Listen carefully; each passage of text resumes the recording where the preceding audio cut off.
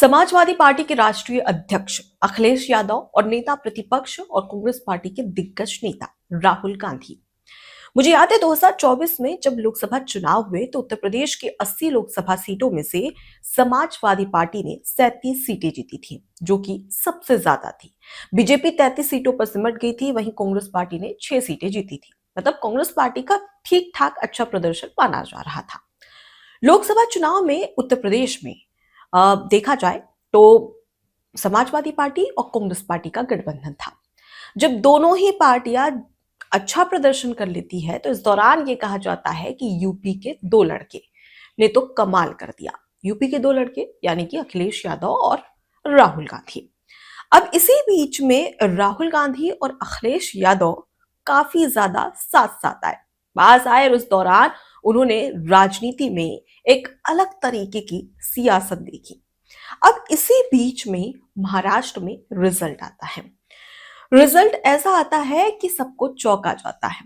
BMC election, जहां BMC में कभी बीजेपी का मेयर नहीं बना, लेकिन इस साल वो हुआ जो कभी नहीं हुआ। बीजेपी का पहली बार बीएमसी में मेयर बन रहा है। बड़ी जीत हासिल की।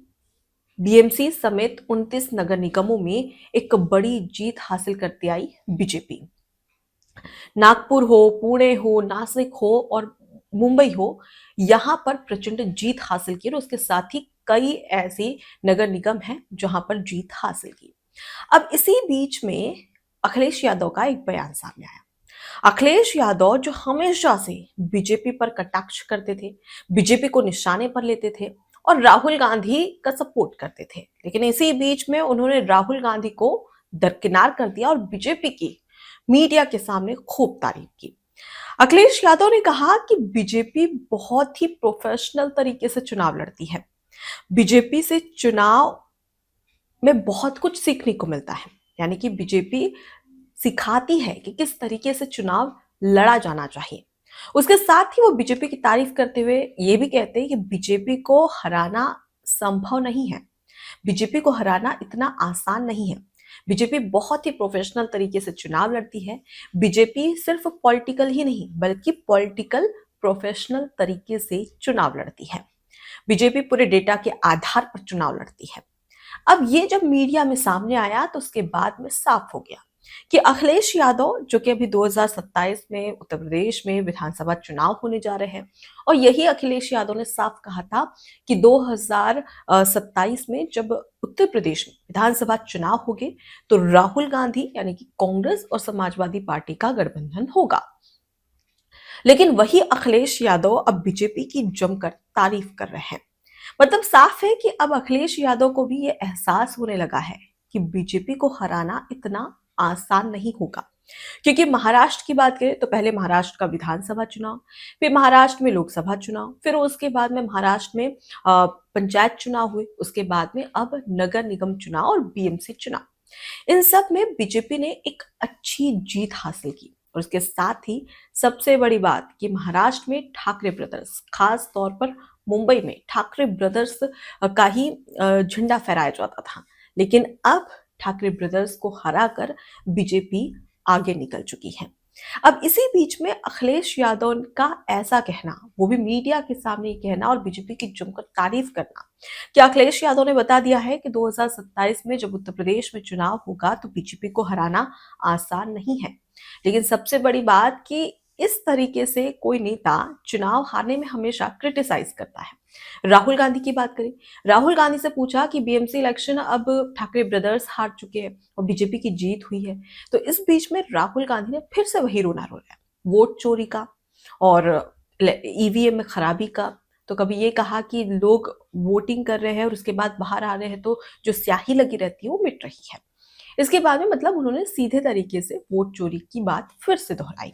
लेकिन वहीं पर दूसरी ओर अखिलेश यादव की बात करें तो अखिलेश यादव ने इस बात में हामी नहीं भरी, बल्कि अखिलेश यादव ने सीधे कहा बीजेपी बहुत प्रोफेशनल तरीके से चुनाव लड़ती है और बीजेपी से बहुत कुछ सीखने को मिलता है। बीजेपी को हराना इतना आसान नहीं है। मतलब साफ है कि अखिलेश यादव अब गाहे बगाहे ये बात कहते नजर आ रहे हैं कि उत्तर प्रदेश में जब विधानसभा चुनाव होगा तो बीजेपी से जीतना इतना आसान नहीं होगा। लेकिन इस तरीके से तारीफ करना, यहाँ पर अखिलेश यादव ने वोट चोरी की बात नहीं की जो राहुल गांधी कहते नजर आ रहे। मतलब साफ है कि वो राहुल गांधी को आईना दिखाना चाहते हैं कि भाई अब संभल जाओ और देखो सच्चाई कि बीजेपी को हराना आसान नहीं है और सिर्फ वोट चोरी का मुद्दा या ईवीएम खराबी का मुद्दा काम नहीं करेगा। अगर करना है तो बहुत ही प्रोफेशनल तरीके से, पॉलिटिकल प्रोफेशनल तरीके से चुनाव लड़ना होगा, डेटा के आधार पर चुनाव लड़ना होगा और उसके बाद ही जीत मिलेगी।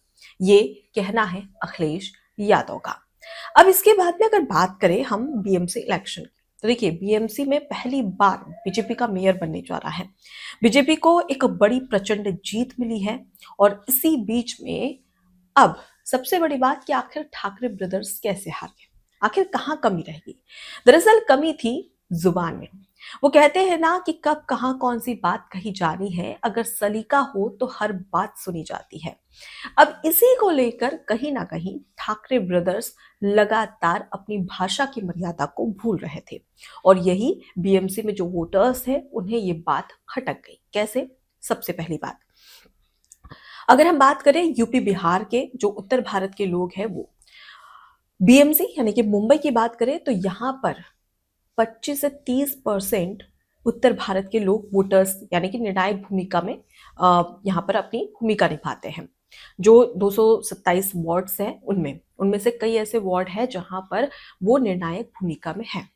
अब ठाकरे ब्रदर्स ये कहते हैं कि अगर यूपी बिहार वाले लोगों ने महाराष्ट्र में मराठी भाषा थोपने की कोशिश की तो हम उन्हें बाहर कर देंगे, मैं उन्हें लात मारूंगा। ये शब्द थे राज ठाकरे के। उसके बाद में उद्धव ठाकरे भी कुछ इसी तरीके की बातें करते नजर आते हैं और उसके बाद में ऐसा भी हुआ कि जो शिवसेना यूबीटी के कई ऐसे नेता थे और मनसे के कई नेता थे जिन्होंने जो लोग हैं उन्हें भाषा के नाम पर बहुत प्रताड़ित किया, बहुत मारा और ये बात उत्तर भारत के जो वोटर्स हैं जो मुंबई में हैं उन्हें समझ में आ गई कि ये हमें सुरक्षा नहीं देंगे। जिसके बाद में ये जो उत्तर भारत के जो मुंबई में रहने वाले वोटर्स थे वो सभी चले गए बीजेपी के खाते में। अब उसके बाद में बात करें, सिर्फ उत्तर भारत के लोगों ने ही बीजेपी को वोट नहीं दिया बल्कि दक्षिण भारत के लोगों ने भी बीजेपी को वोट दिया। वो कैसे? दरअसल बीजेपी के नेता हैं अन्नामलाई, जब उनकी महाराष्ट्र की सियासत में बीएमसी के इलेक्शन में एंट्री हुई तो इस दौरान राज ठाकरे जो ठाकरे ब्रदर्स थे उन्होंने अन्नामलाई को तमिलनाडु की रसमलाई कहा।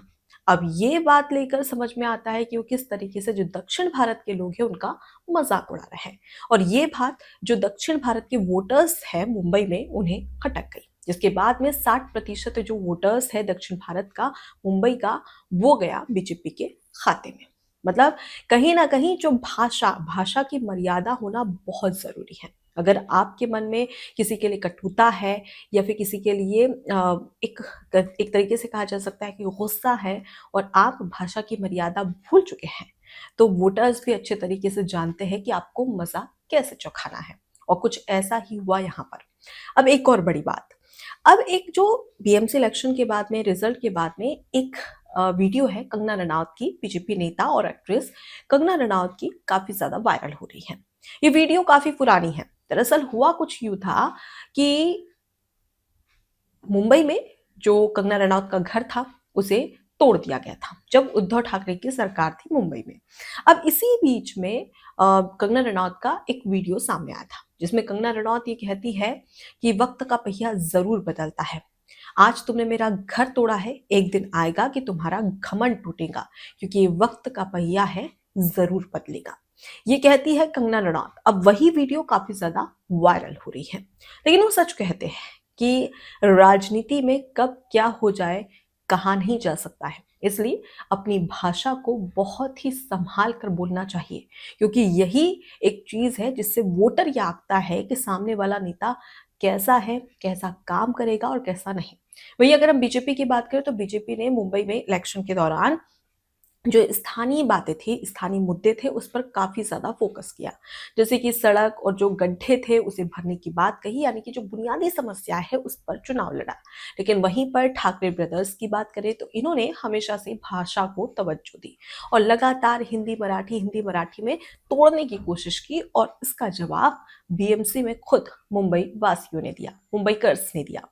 फिलहाल अगर देखा जाए तो अब राजनीति में एक बड़ा तूफान आने वाला है, क्योंकि अब अगर हम बात करें इंडी गठबंधन की, अखिलेश यादव की, राहुल गांधी की, तो बीएमसी इलेक्शन से अब राहुल गांधी और अखिलेश यादव को एक बात तो समझ में आ चुकी है कि आने वाला समय अब बहुत कठिन होने वाला है। अब ऐसे में सिर्फ वोट चोरी, ईवीएम को कोसना हार के लिए ये काफी नहीं होगा। इसलिए जरूरी है कि बीजेपी से ही सीख ले। खुद अखिलेश यादव कहते हैं कि बीजेपी से सीखना चाहिए कि चुनाव कैसे लड़ते हैं। तो अब देखने वाली बात होगी कि अब आने वाले समय में जब पश्चिम बंगाल में चुनाव होते हैं या उत्तर प्रदेश में चुनाव होते हैं, तो अखिलेश यादव और राहुल गांधी कौन सा नया तरीका या कौन सा ऐसा मुद्दा है जो कि उठाते नजर आते हैं। फिलहाल इस पूरे घटनाक्रम को लेकर, विश्लेषण को लेकर आपकी क्या राय है, कमेंट बॉक्स में जरूर बताइएगा। नमस्कार। एबीसी हिंदी न्यूज आज ही जुड़िए हर खबर के साथ